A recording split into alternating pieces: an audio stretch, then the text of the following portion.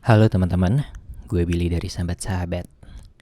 Malam ini gue mau berbagi cerita yang gue dengar langsung dari teman gue, teman kantor. Di hari terakhir gue masuk kerja.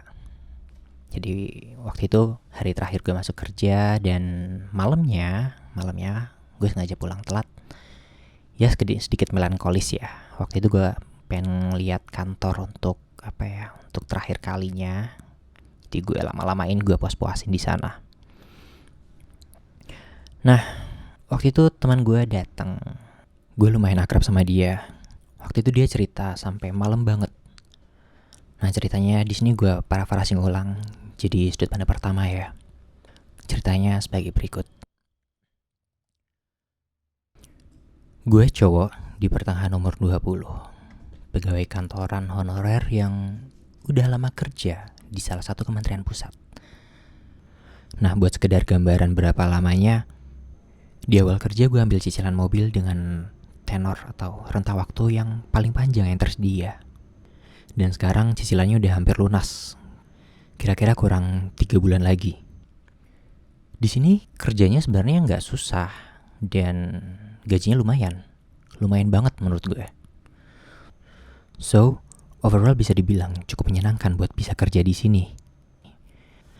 Meskipun kalau gue boleh beropini, lingkungan di sini dibilang ideal ya nggak juga, bahkan bisa dibilang cukup toksik dengan bumbu-bumbu drama konflik.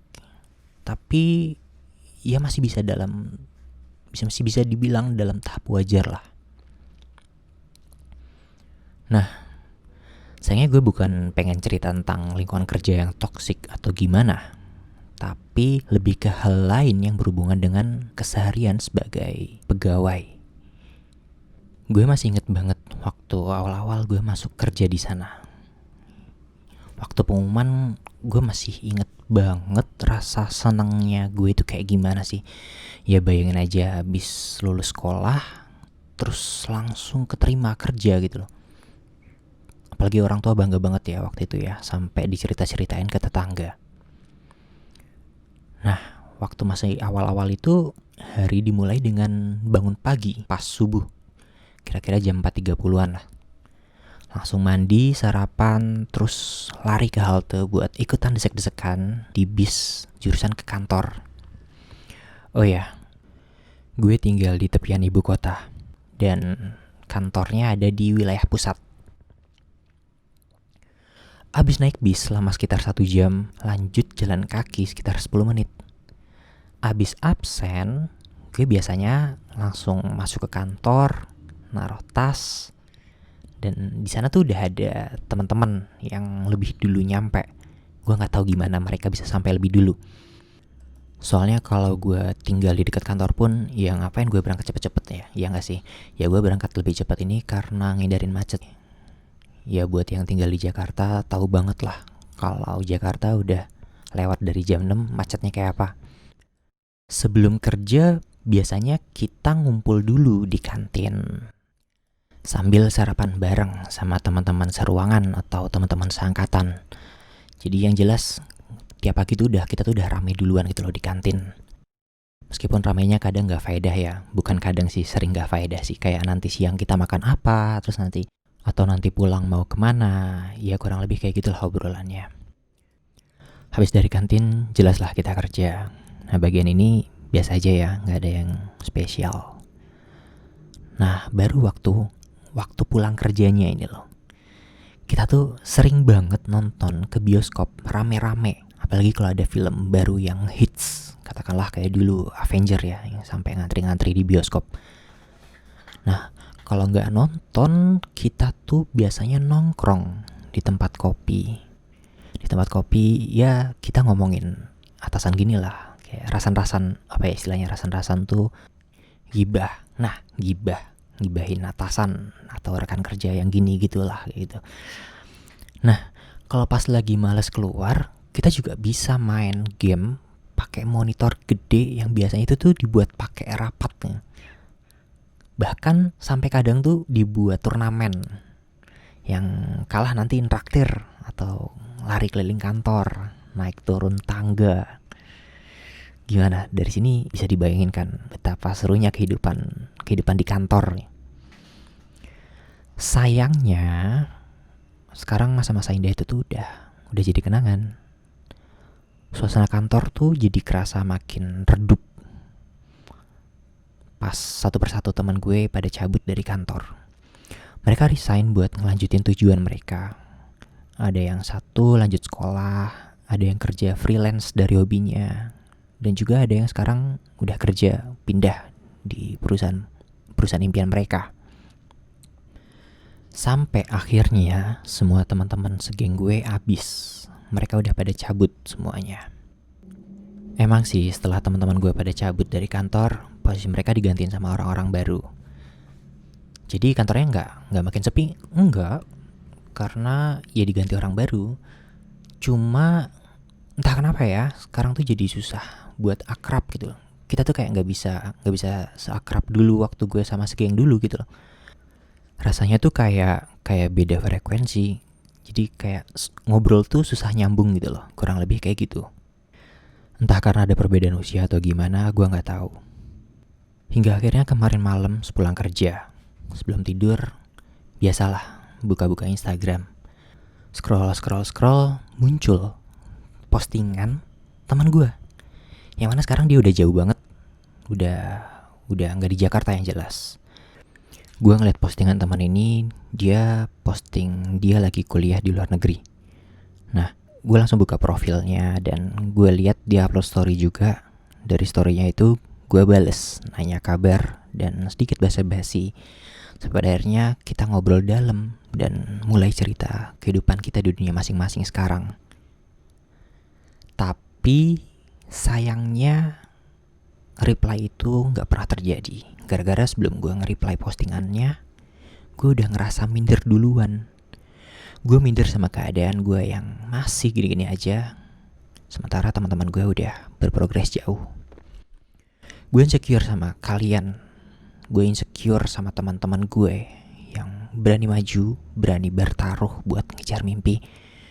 Sedangkan gue di sini bingung, Jir, mau ngapain.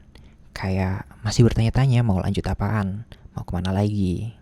Gue diam di sini pun juga rasanya kayak jalan di tempat. Ngelihat di sini kan gue kan sebagai honorer ya, yang mana honorer itu kalau di kantor gue ini nggak ada jenjang karirnya. Di fase ini gue benar-benar ngerasa makin hampa, semacam ada perasaan kosong yang tiba-tiba muncul dalam hati.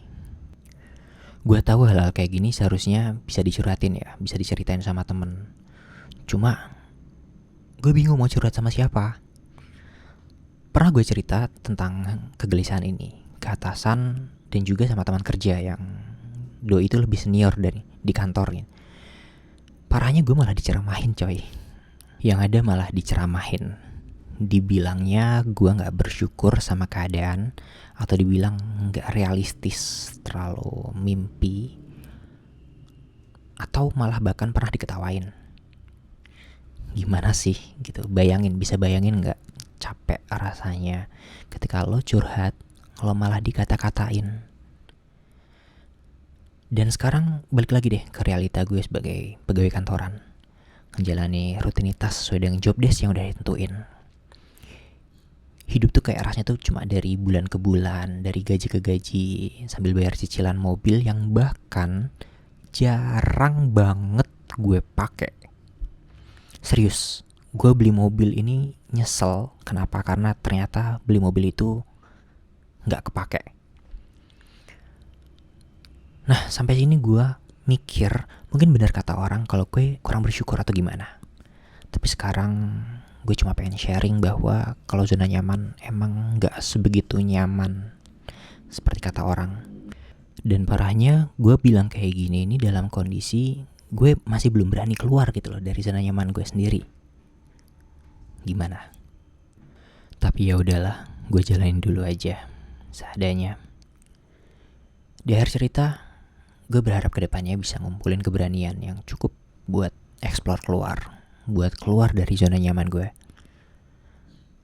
Seandainya gue dikasih kesempatan buat bilang ke diri gue di masa lalu, gue bakal bilang ke diri gue yang di masa lalu, jangan takut buat explore dunia luar.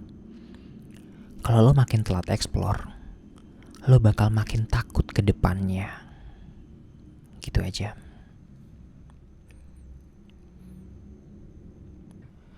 Oke, tadi adalah cerita dari teman sekantor gue dulu.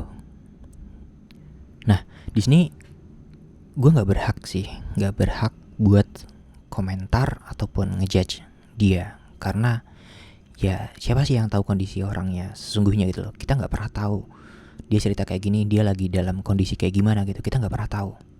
Kan bisa aja ya, dia ceritanya kayak gini tapi ternyata ada masalah lain yang sebenarnya itu gede tapi dia nggak cerita gitu loh. Sementara kita ya taunya ya dari apa yang dia ceritain gitu loh.